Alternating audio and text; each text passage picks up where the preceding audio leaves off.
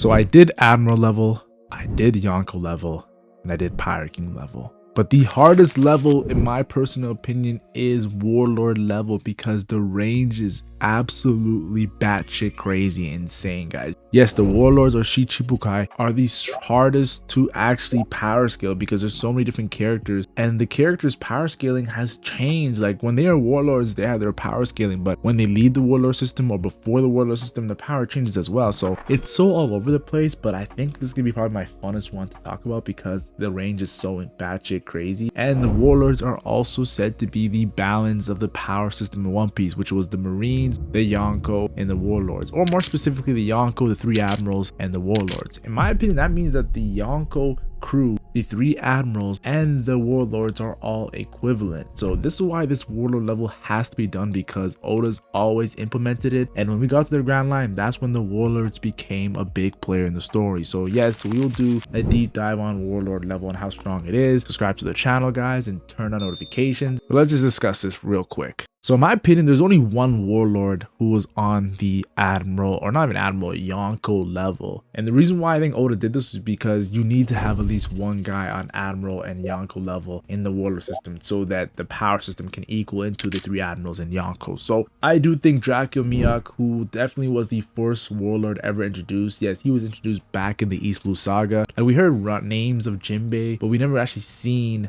a Warlord until we saw Mihawk, and man oh man, he did a great introduction, bodying Zoro, bodying Don Krieg's entire fleet, and pretty much the moment of Shanks being called a has-been for losing an arm, and Mihawk didn't even want to fight him. So yeah, Mihawk had a lot of hype, but when it comes to power scaling, people look at Marineford, Vista, Crocodile clashes and say, yo, and even the Whitebeard statement of difference between that man and us. But you have to understand, Mihawk has a lot of hype because he's bounties 3.6 billion berries, guys. They said he has a higher sword skill than Shanks. Shanks, we saw what he did in Agate Island. His power is absolutely insane. He might even be Pirate King level.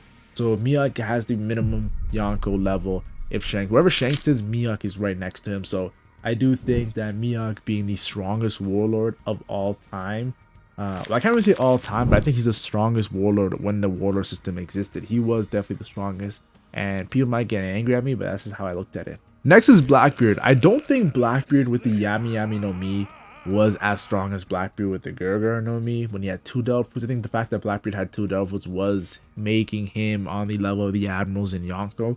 But I do think that Blackbeard with the Yami Yami no Mi still was strong.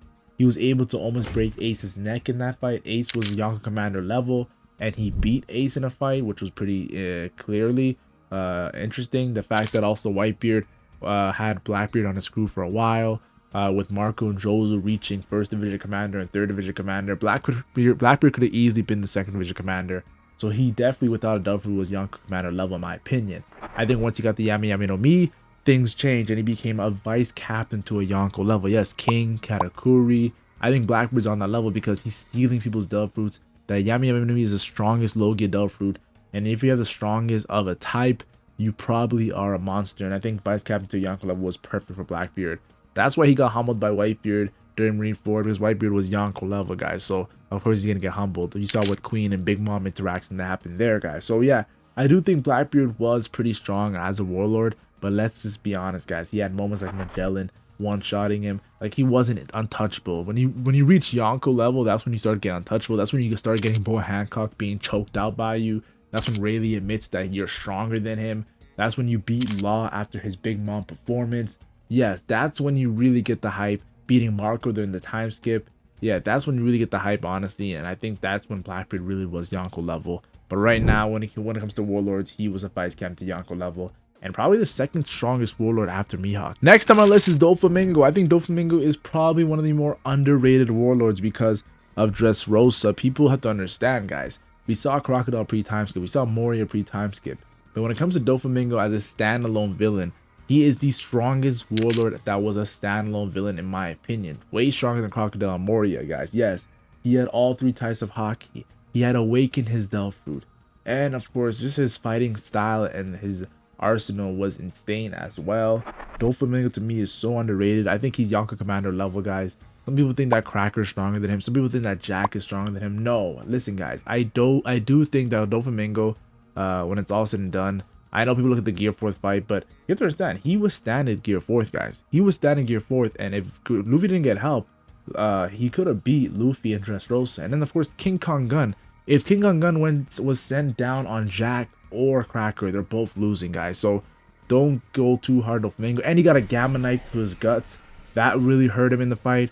Cracker never got a Gamma Knife. Jack never got a Gamma Knife. I do think Doflamingo is around Queen level. I'm not going to say he's King Katakuri or Blackbeard when he had the enemy level. I think Blackbeard does beat Doflamingo, but I do think that he's probably around the 3rd to 4th strongest warlord. And he was the warlord that was hyped when we first saw the warlords in the ground line after during Jaya, him and Kuma walking in, of course, and discussing with Sengoku. That was hype to me, in my opinion. Next on my list is Kuma. I think Kuma gets a lot of hype because of Egghead Island, but even before Egghead Island, I really thought Kuma was incredibly powerful. First of all, is his Delver Fruit. The Pawpaw Fruit is just insanely powerful. There's a reason why it was one of the highest prizes on God Valley. And we saw what he did with, of course, in Thriller Bark with Ursa's Shock.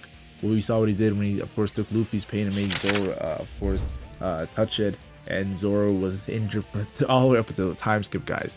Yes, Thriller Bark really showed that Kuma was on a whole nother level than Moria. Even though Moria wanted to kill him in that arc, I'm thinking, yeah, after seeing his power, yeah, you had no chance. Now, some people get mad at Kuma because he got scarred by Zoro 3 times skill, but you have to understand, Kuma's a pacifista, guys. He's not, him getting scarred by Zoro is more so his tech getting scarred more so than his body. He's still a Buccaneer, guys. He's incredibly powerful with that ancient Buccaneer blood that makes him way more stronger. And then, of course, I think you can't really look at Marineford. You can't really look at the times when, of course, he was not really conscious. Like, he guarded the Sunny for 2 years, but I think post time skip, when he, of course, he had his Merlin with Akainu, he survived it and got escaped. That's a big deal, and he's not even conscious. And then, of course, him using Armor Haki to punch Saturn the Gorosei was an insane moment as well. I think Kuma, when he has consciousness, is incredibly powerful. I think he's Yonko Commander level. I do think he is around Queen level.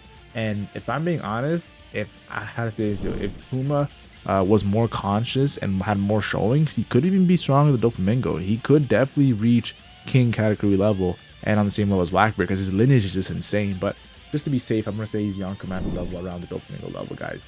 And the next on the list is Jinbe. I think Jinbe is also one of the more underrated characters, but Jinbe actually has feats that, like, Kuma and Doflamingo, yeah, they have cool moments, but I think Jinbe actually has more feats than some of the... I think he has one of the most feats in the entire Warlord system.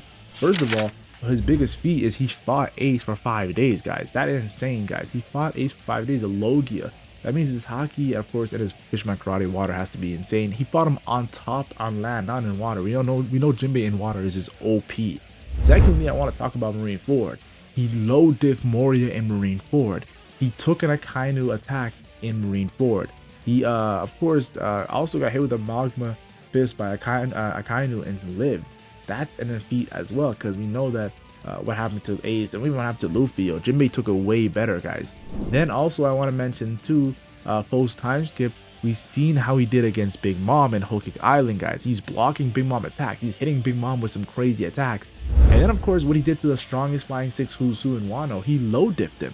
Okay, I'll say he mid diffed him.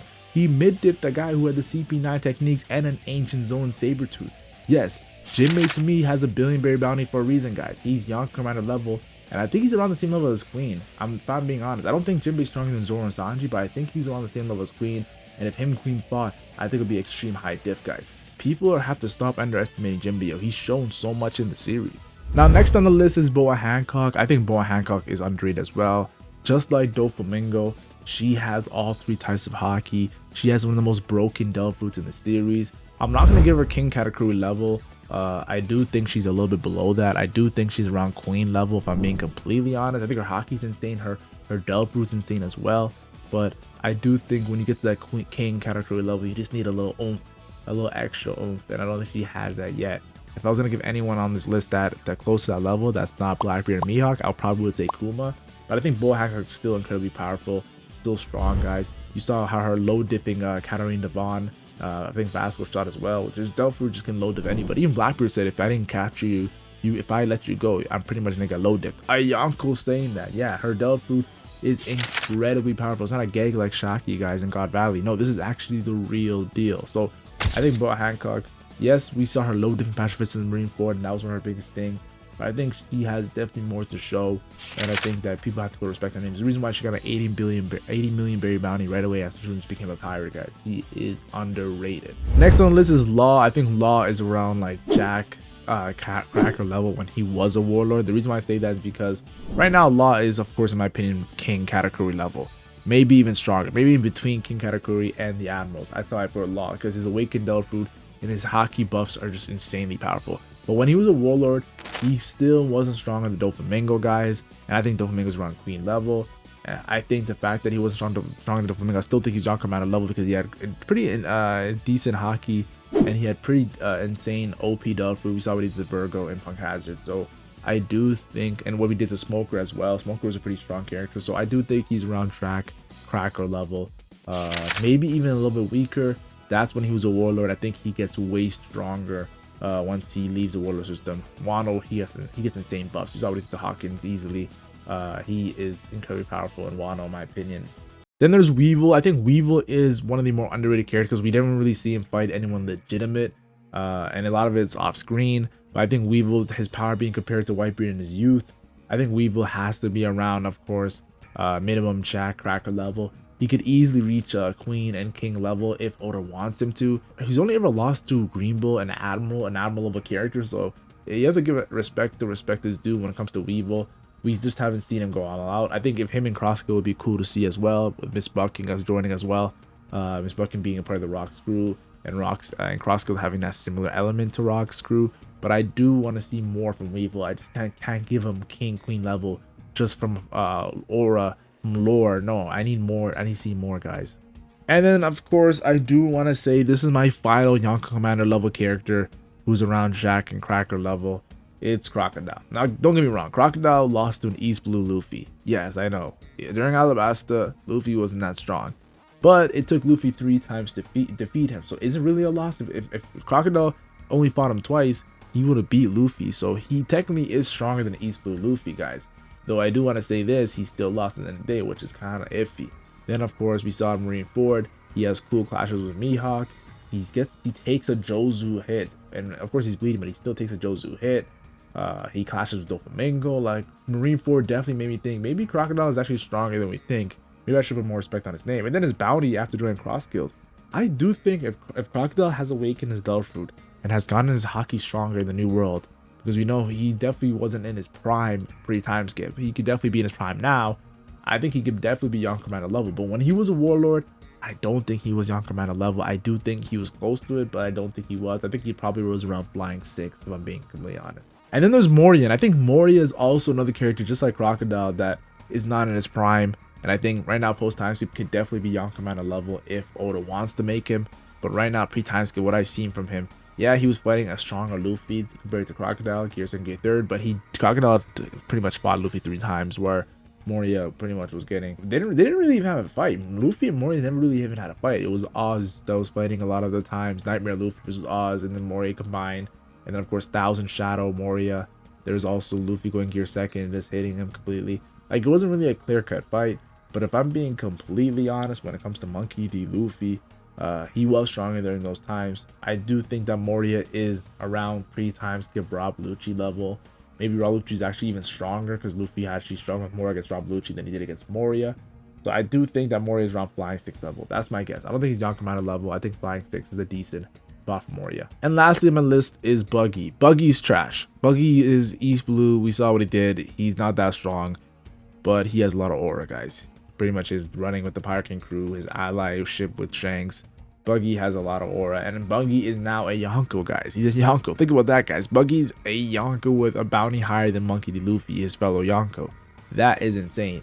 But as a Warlord, I think Buggy's not that strong. I wouldn't even give him flying 6 level. I think Buggy is like around an Usopp level, if I'm being honest. His Delta Fruit's cool and all, but yeah, that's pretty much it when it comes to Buggy, and I think he definitely really brings down the Warlord level, if I'm being completely honest. So yeah, Warlord level, to me, in my personal opinion, is Yonko Commander level. But with Mihawk on top, there's a reason why they became a Yonko crew when it comes to Cross Guild with 3 former Warlords. Yes, Oda feels like alongside the Yonko crew, and of course the Admirals with the Marines, they are the most powerful faction in total. Them as a total are one of the more powerful factions.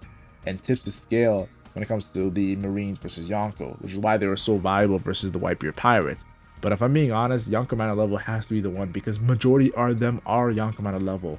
Of course, other than Buggy, Moria, and Crocodile. Moria and Crocodile post times could easily beat Yonko mana level, guys.